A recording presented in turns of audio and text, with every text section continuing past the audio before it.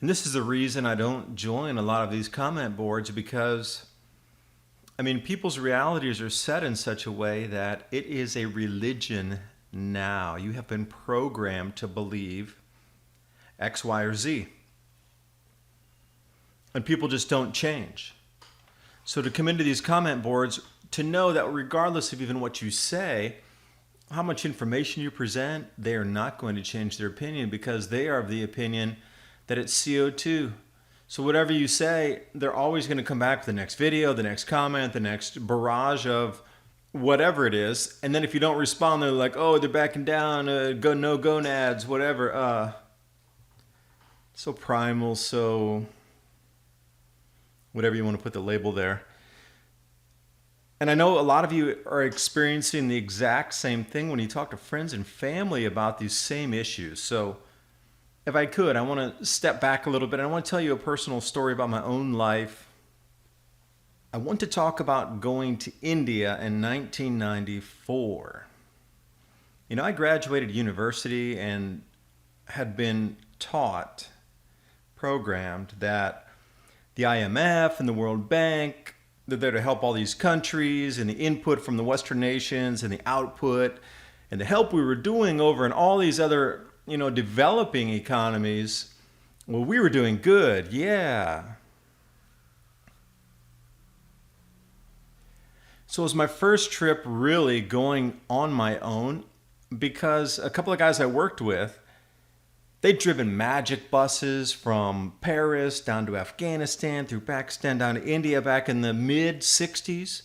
And the stories they told were just enthralling, the way they captivated the imagination of what this lifestyle was like, what the travel on the road was like. And, my first job, I actually made more money than I thought. I was working in sales, and I don't know, everything was flowing at that time. And there was a plethora of money, but there was no time. So I had a pocket full of money. I decided to take some time off, actually a year. Took a year off to go travel. Most people think that's insane. Why would you stop a career and just go travel? Well, you know what? Sometimes money's not important. We're coming to another time just like this right now where in the grand solar minimum and the reset of the societal button, money's not important really in these jobs and careers unless you're trying to, get some sort of resource to be able to buy food and get other things that you need to prepare for the grand solar minimum. But I digress. Back to, 1994, I landed in Calcutta by myself on a whim to go explore spirituality because I was in a meditation, psychotropics at that time, trying to figure out, the dimensional universe is something far more than we're taught in waking reality. I wanted to visit it all. I wanted to try it all. I wanted to go to the hub, this epicenter of that. You have to realize this is 1994, way before internet. There were no pictures out there on the net where you can go now and there's Snapchats and like a million billion pictures through any kind of search engine image results.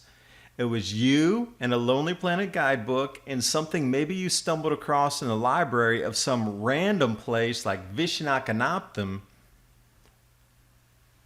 And let's go, because there was a huge subcontinent to explore plus Himalayan mountains. So I thought, I'll go the summer in this part, I'll go to the winter that part, go the trekking season, head down to the south, Kanyakumari, Cochin, all these amazing spots that we never hear about in our regular history taught in the United States about, hey, what about these cultures going on 3,000, 5,000 years ago and all the stories they have about the ancient past? So I landed in Calcutta, and it's noisy. It is incredibly crowded, hot as can be, polluted. And I was unprepared in my Western mind to be in this place. That's a sort of a light version of the shattering of, okay, everything should be this way and that way. Oh, understood. Spent a few days there, but walking around in Calcutta, I understood that everything I had been taught or programmed through the schooling system in the United States as a child up to, even through university was absolutely a fiction, a mistruth, a lie that was fed. And I believed it hook, line, and sinker until I got out into the real world and I saw what was there. It was an illusion-shattering event of my existence. I can't even tell you how upside down my thought of what is was flipped like a pole shift. And I understand when you're talking to people about these very issues of the grand solar minimum and its global cooling and the CO2, their lives are going to shatter. Their thought, their psyche, their mind frame, the way they think is just going to be shattered when you talk about these events. They're not willing to. And another thing, when I came back from India and I told everybody what I'd seen, they're like, no, that's impossible. No, I don't want to hear that. That's not even true. We're doing good on this planet. How can you tell me that the IMF and the World Bank and all these people laying on the streets and the poverty, the lack of infrastructure, the corruption? And luckily at that time there was very little crime. I mean, India was very pure compared to today. Like what goes on there today in terms of like gangs doing things, that just was not there at that point. It was the most amazing trip I've ever taken in my life. And going up to the Himalayan, visiting all these sacred spots.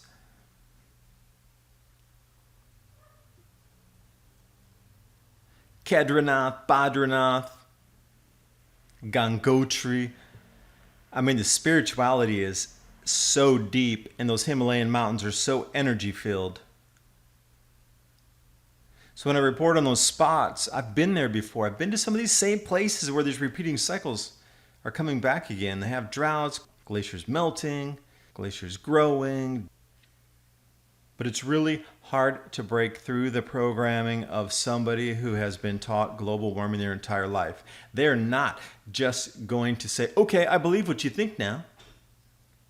It doesn't work that way.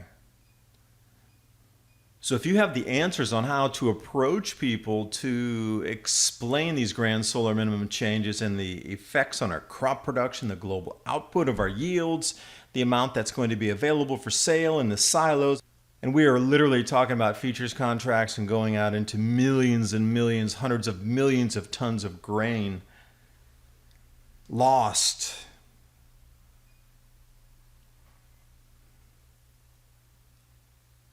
And when you're going to try to approach people, it is going to be standoffish at best.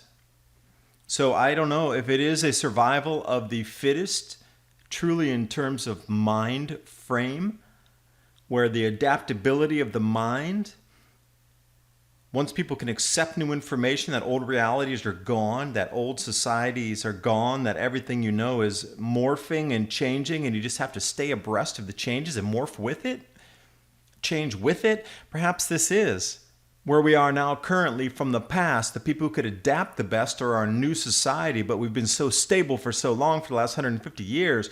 We got introduction of fossil fuels, we got the introduction of fertilizer, we had the introduction of institutional farming, we had the introduction of pharmaceuticals and medicines and all these things we never ever had before. Why do you think the population of the planet always stayed at least 1 billion or less for the last, how long would we go back? This is the only time, at least in the last 15,000 years, that we have come above that 1 billion mark.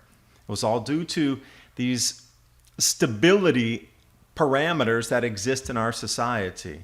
Now, what happens when these go away? Nobody talks about this. That's one of the main reasons I don't join these kind of forum boards.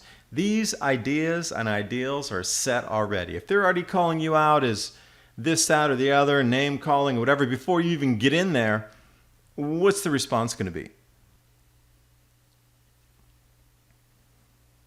And I will unequivocally state on the record, Bobby, I consider an expert for his knowledge of watching the video series of not only myself, but a plethora of others. studying what the Bureau of Meteorology in Australia states as fact, comparing it to what has been known as, shall we say, scandals with temperature deletion movements. He knows more than almost everybody down in that continent. Are you kidding me? This person has studied more about the grand solar minimum than 99.99999% of the entire continent. This person is an expert on the changes that we are moving into. And for you to say even less, that is an absolute insult. And for those of you coming out saying, oh, it's an ice age, oh, it's an ice age, oh, it's an ice age, you're spouting mistruth. Whoever said it was an ice age? I've never even once said it was an ice age. That ice age is something called a trigger word to turn you off from looking into this subject. Much like conspiracy, aliens, chemtrails, and we could go on and on with these trigger words. See, trigger words are, in the human psyche, you've developed a lexicon of either truth or mistruth associated with a single label. So when you hear those words, you just turn off right away. This is what a lot of the comment boards are about, is inserting comments with those trigger words. I call it word crafting to dissuade you from going further down the board because you're like, oh, they use these. I'm going to click out of here. It's a well-known science. Newspapers use it. That's how they craft headlines. That's how they keep you in there. That's how they turn you off. There's so few people that know what's going on. And are you telling me that a guy who is running the board on this subject is not an expert? You're deluding yourselves. I encourage you to go over to Bobby's Mini Ice Age platform and forum. Check out everything I'm talking about and try to decide how to talk to your friends and family, because the point we're getting to now where the weather changes are so evident that the global warming crowd is absolutely lashing out at anybody that is saying otherwise. And it's a coordinated effort. I mean, I'm not the only one. Are you kidding me? People I'm talking to are saying, wow, it seems like the flack or whatever you call it has just upticked about 10 times comparatively to what it was 2 weeks ago. So what has happened in the last 2 to 3 weeks that when you talk about cycles and cooling and things not being normal and it's just in CO2, it's about the sun, the magnetosphere, grand solar minimum, cosmic rays, inducing more volcanic eruptions, thicker cloud cover. There's a concerted effort at the moment to silence those who are talking about these very same issues. And you need to ask yourself why. You know, we in the West are afforded the right of free speech. Great. You say what you want. I say what I want.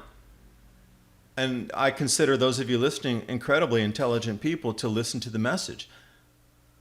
That's your right to decide what is correct or incorrect after you weigh both sides. But for people to come in and say, you can't even listen to what they're saying, it's all lies, don't even listen, you need to ask yourself, why? What's going on where they don't even want me to listen to this message? You know, when I present my information, I always try to backtrack and say, look, Gore said this, Michael Mann said this, Peter Wadhams said this, the Greenland ice is growing at 200 gigatons, and the information they're putting out there of the loss of ice of 235 gigatons is back from 2012. There's a lot of misnomers coming on at the moment, so I'm not trying to say don't look at global warming information. I say look at it. Notice how wrong it's been, and then, compare both. But the other side of the crowd is very different. They're like, it's lies, don't look, this guy's full of, whatever. Because I've had somebody tell me, grand solar, what? And when we get to this point, these are intelligent people I'm talking to on the other side of what they've been taught. Grand solar, what? How are we going to reach out to all these people? If there's 5,000 people on the planet that know what this is and can explain what it is, what about the other 7.8 billion that can't get it or have been taught CO2 everything their whole lives? There's There's going to have to be a breakthrough at some point, or the population decline is going to be steep and ferocious. And that's a kind way to put it, actually. So anyway, thanks for watching the video. I hope you got something out of it.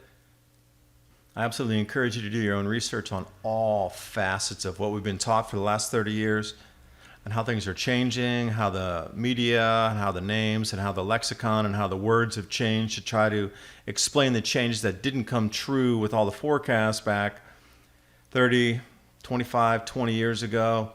The Arctic ice is supposed to be gone by 2009, and it was supposed to be gone by 2012, and then it was supposed to be gone by 2013, and it was supposed to be gone by 2017, and it's still here, and we got record snows across Boston, Northeast U.S., fourth nor'easter on the way. We got exceptional cold wiping out growing zones across Europe. It's going to be snowing in Morocco in the desert in March.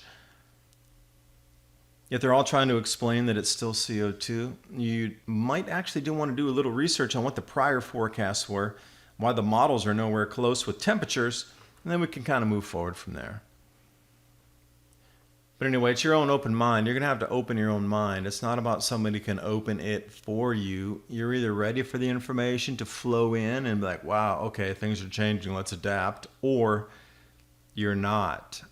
And if you're not, this message is not for you because you're not ready to accept the information. You're not ready for the message. This is the thing. 97% of the people are not ready for the message. So who are the survivors going to be? Who's going to be the ones leading? Who's going to be the ones that are trying to get solutions out there to get the other 97% who didn't prepare down the road a little bit? I'll just let you draw your own conclusion. And if you do have information on how you think we can break through this whole stone wall of CO2, I mean, CO2 is a gas, but it's created like a 50,000 foot rock wall in front of us. But it's just a trace gas. 3/100ths of 1% in our atmosphere. So you understand that. This trace gas of CO2 is 0.03. 3/100ths of 1% of all the atmospheric gases on our planet. And they don't talk about water vapor. Where do cosmic rays fit into this?